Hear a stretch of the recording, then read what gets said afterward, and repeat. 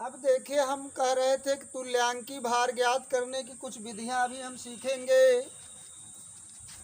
तो विभिन्न पदार्थों के तुल्यांकी द्रव्यमान, यहाँ द्रव्यमान और भार एक ही बात होगी, क्योंकि ये केमिस्ट्री है। केमिस्ट्री में द्रव्यमान मतलब भार और भार मतलब द्रव्यमान, इसमें आपको कोई संशय नहीं होना चाहिए। जैसे हम कहीं कहीं द्रव्यमान के स्थान पर भार का उपयोग किए हैं, तो उससे आपको कोई प्रॉब्लम नहीं होनी चाहिए, जिसको अंग्रेजी में कहते हैं equivalent Hey there. Masses Subscribe to my channel different and also masses. press this bell icon. तो इक्विवेलेंट मासेज माने तुल्यांकी भार हो गया, ऑफ डिफरेंट माने अलग अलग, सब्सटेंस माने पदार्थों। तो अलग अलग पदार्थों के या विभिन्न पदार्थों के तुल्यांकी भार ज्ञात करने के कुछ फार्मूले हैं, उसे हम देखते हैं और उन फार्मूलों पर आधारित एक एक एग्जाम्पल देखते हैं। चलिए, पहला दिया है फार्मूला अम्ल का तुल्यांकी भार या अम्ल का तुल्यांकी द्रव्यमान। तो अम्ल का तुल्यांकी द्रव्यमान ज्ञात करने से पहले हमें जो है बेसिसिटी पता होना चाहिए, माने अम्ल की क्षारकता हमें पता होना चाहिए। तो देखिए, अम्ल की क्षारकता क्या होती है? किसी अम्ल में उपस्थित विस्थापनीय हाइड्रोजन परमाणुओं की संख्या, किसी अम्ल में उपस्थित विस्थापनीय हाइड्रोजन परमाणुओं की संख्या उस अम्ल की क्षारकता कहलाती है। या आप ऐसे भी समझ सकते हैं, आप जानते हैं कि जब किसी अम्ल को जल में घोला जाता है, तो वह विपरीत आवेशित आयनों में क्या होता है? टूट जाता है। तो उसमें घोलने पर जितने आपको हाइड्रोजन आयन मिलेंगे, वही हाइड्रोजन जो है विस्थापनीय हाइड्रोजन कहलाएंगे। तो क्षारकता समझ गए ना अम्ल की, कि किसी अम्ल में उपस्थित विस्थापनीय हाइड्रोजन परमाणुओं की संख्या उस अम्ल की क्षारकता कहलाती है। तो चलिए, फार्मूला है अम्ल का तुल्यांकी भार ज्ञात करने का, अम्ल का मोलर द्रव्यमान बटे अम्ल की क्षारकता। तो फार्मूला दिया है अम्ल का मोलर द्रव्यमान। मोलर का मतलब हो गया एक मोल का द्रव्यमान, माने अम्ल के एक मोल का द्रव्यमान, अर्थात आप कह सकते हैं अम्ल के एक अणु का द्रव्यमान। या इससे सरल शब्दों में अगर हम कहना चाहें तो अम्ल के एक अणु का अणुभार ही अम्ल का क्या कहलाएगा? मोलर द्रव्यमान कहलाएगा। तो वही हमने शॉर्टकट में लिख दिया, अणुभार बटे क्षारकता। माने अगर अम्ल का तुल्यांकी भार निकालना है तो अणुभार बटे क्षारकता हो जाए। देखिए, अणुभार किसे कहते हैं? किसी अणु में उपस्थित सभी परमाणुओं के परमाणु भारों का योग। किसी अणु में उपस्थित सभी परमाणुओं के परमाणु भारों का योग उस अणु का क्या कहलाएगा? अणुभार या उसका मोलर द्रव्यमान कहलाता है। तो चलिए, एक एग्जाम्पल ले लेते हैं। ऑक्जेलिक अम्ल, जिसका फार्मूला होता है C2H2O4 इंटू 2H2O। तो सबसे पहले तो हमें ये जानना जरूरी है कि इसमें विस्थापनीय हाइड्रोजन परमाणु हैं कितने। तो देखिए, ये जल का अणु है जो इसमें का है, जुड़ा हुआ है। इसका मतलब ये हुआ कि ऑक्जेलिक अम्ल को बनाने के लिए हम क्रिस्टलाइजेशन मेथड यूज करते हैं।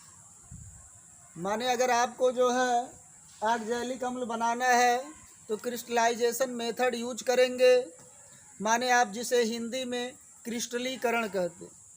तो क्रिस्टलीकरण में जब माने क्रिस्टलीकरण की परिभाषा आप कह सकते हैं कि किसी द्रव से ठोस पदार्थ को बाहर निकालने की विधि, किसी द्रव से ठोस पदार्थ को बाहर निकालने की विधि को हम क्या कहते हैं? क्रिस्टलीकरण कहते हैं। तो देखिए, जब इस ऑक्जेलिक अम्ल के अणु बाहर निकलते हैं तो उस समय इनके साथ कुछ जल के भी अणु क्या हो जाते हैं? बाहर निकलते हैं। माने अगर एक ऑक्जेलिक अम्ल का अणु निकलता है तो उसके साथ 2 जल के भी जो है अणु बाहर आ जाते हैं। इसलिए हम इसे निर्जल ऑक्जेलिक अम्ल नहीं कह सकते।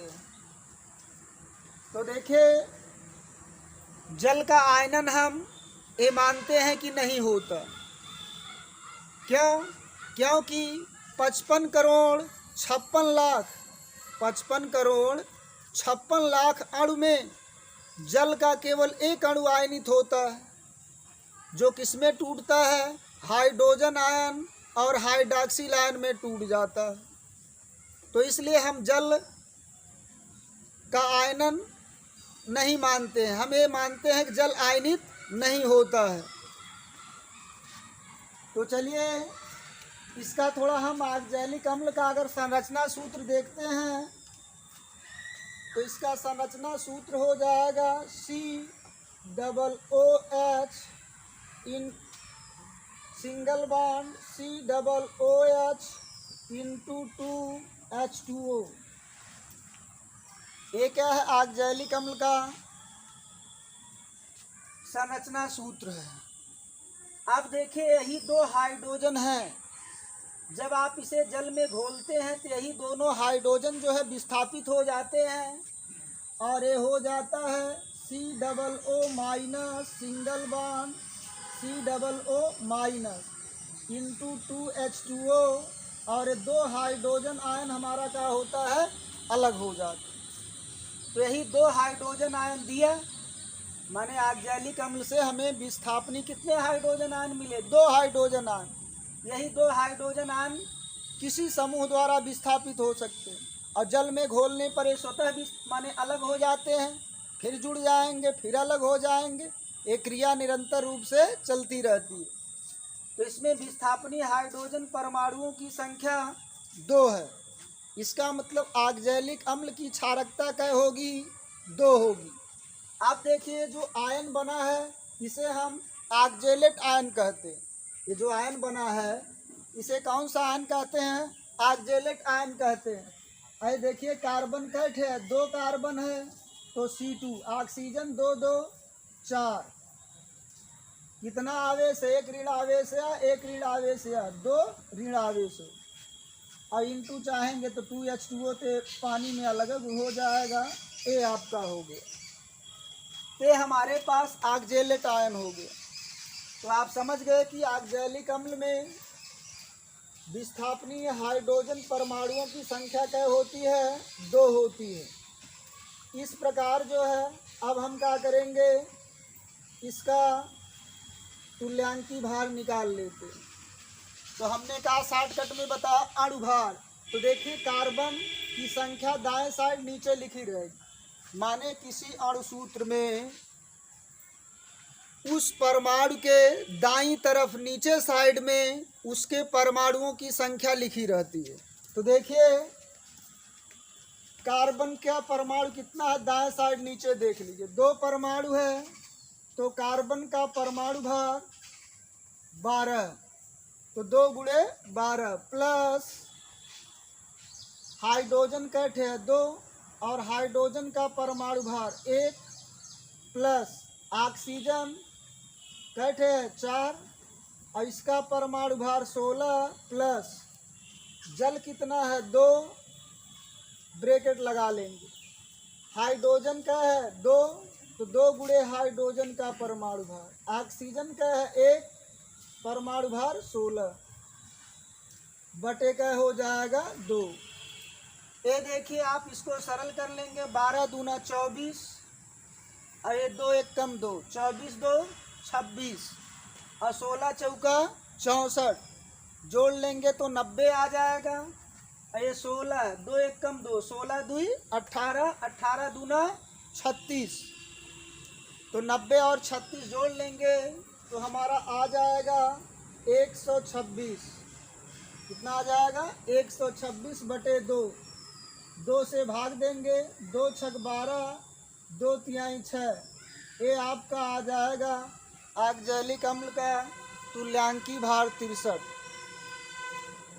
दूसरा फार्मूला दिया है क्षार का तुल्यांकी भार बराबर वही क्षार का मोलर द्रव्यमान या अणुभार कह लीजिए बटे क्षार की अम्लता, या शॉर्टकट में आपका लिख सकते हैं अम्लता। तो देखिए किसी क्षार में उपस्थित विस्थापनीय हाइड्रोजन परमाणुओं की संख्या, विस्थापनीय हाइड्रॉक्सिल समूहों की संख्या, किसी क्षार में उपस्थित विस्थापनीय हाइड्रॉक्सिल समूहों की संख्या उस क्षार की क्या कहलाती है? अम्लता कहलाती है। जैसे ये सोडियम हाइड्रोक्साइड है, इसमें कितना OH है? 1 OH है। जैसा कि आप जानते हैं कि अगर क्षार को जल में घोल दिया जाता है तो वह एक हाइड्रॉक्सिल आयन देता है और दूसरा कोई धनायन देता है। तो जितना हाइड्रॉक्सिल आयन वो देगा वही हमारे पास and also press this bell icon. Hydroxyl समूह होंगे, और उन समूहों की संख्या जो है उसकी क्या कहलाती है? अम्लता कहलाती है। तो इसमें कै ठे OH है? 1 ठे है। सोडियम हाइड्रोक्साइड की अम्लता कै होगी? 1 होगी। जैसे लिखा है कैल्शियम हाइड्रोक्साइड, तो इस कैल्शियम हाइड्रोक्साइड में OH कै ठे है? 2 ठे है। तो इसकी अम्लता कै हो जाएगी? 2 हो जाएगी, क्योंकि विस्थापनीय हाइड्रॉक्सिल समूहों की संख्या 2 है। तो जितना OH रहेगा उतना उसमें विस्थापनीय हाइड्रॉक्सिल समूह कहे जाएंगे। तो चलिए फार्मूला का इसका अणुभार बटे अम्लता। तो अणुभार कहते किसे हैं? किसी अणु में उपस्थित सभी परमाणुओं के परमाणु भारों का योग क्या कहलाता है? अणुभार कहलाता है, या मोलर द्रव्यमान कहलाता है। तो चलिए सोडियम का 1 परमाणु है तो परमाणु भार 23, प्लस ऑक्सीजन का 1 परमाणु है परमाणु भार 16, प्लस हाइड्रोजन का 1 परमाणु है परमाणु भार 1 बटे अम्लता। एक ही OH है तो इसकी अम्लता क्या हो जाएगी? 1 हो जाएगी। अब ये देखिए एक इसमें जुड़ जाएगा 24, अब ये क्या हो जाएगा? 16, 16 और 24 जोड़ेंगे तो 40 आ जाएगा, बटे 1 बराबर 40। इस प्रकार कास्टिक सोडा का तुल्यांकी भार हमें क्या प्राप्त हो जाता है? 40। चलिए अगला फार्मूला देखते हैं लवण का तुल्यांकी भार। सीधे हमने लिख दिया अणुभार बटे आवेश। तो लवण में आप अगर लवण का तुल्यांकी भार निकालना है तो लवण भी जो है जल में घोलने पर आयनित हो जाता है। लवण भी जल में घोलने पर क्या हो जाता है? आयनित हो जाता है। हाइड्रोजन और हाइड्रॉक्सिल आयन के अलावा कोई दूसरा आयन देता है, विपरीत प्रकार का आयन देता है। तो देखिए जब लवण आयनित होता है तो चाहे आप धन आवेशों की कुल संख्या ले लीजिए चाहे ऋण आवेशों की कुल संख्या ले लीजिए, वही जो है आवेशों की संख्या को हमने शॉर्टकट में क्या लिखा है? आवेश लिखे। जैसे एक एग्जाम्पल लेते हैं सोडियम क्लोराइड जिसका फार्मूला है NaCl का तुल्यांकी भार हमें ज्ञात करना है। तो क्या होता? अणुभार। तो सोडियम का परमाणु भार 23, क्लोरीन का परमाणु भार, सोडियम का परमाणु भार 23, क्लोरीन का 35.5, और सोडियम क्लोराइड आयनित होता है तो कौन आयन देता है? Na plus Cl minus. तो कुल धन आवेश कै ठे है? एक ठे है। या ऋण आवेश लीजिए तो एक है, क्योंकि धन आवेशों की संख्या ऋण आवेशों की संख्या के बराबर होती। तो आप धन आवेश चाहे ऋण आवेश लीजिए, केवल उसकी संख्या लेना है, ना कि उसका चिन्ह लगाना है। एक आवेश है इस पे धन, तो बटे हो जाएगा एक। अब इसको जोड़ लीजिए, बटे एक तो हम जब चाहे हटा दें। ये है 5 दशमलव, है 5 में 3 जोड़ेंगे 8, और ये 3 दूनी 5।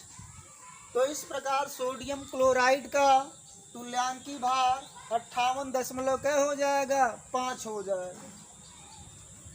अब अगला फार्मूला हमारे पास है आयन का तुल्यांकी भार, माने आयन सूत्र का भार, माने जो आयन सूत्र होगा उसका भार, अर्थात उसके परमाणुओं के परमाणु भारों का योग। अब बटे आयन पर कुल आवेश, उस पर जितना कुल आवेश है वही आवेश हर में हो जाएगा, और परमाणु भारों का योग कहाँ हो जाएगा? अंश में हो जाएगा। चलिए एक एग्जाम्पल ले लेते हैं।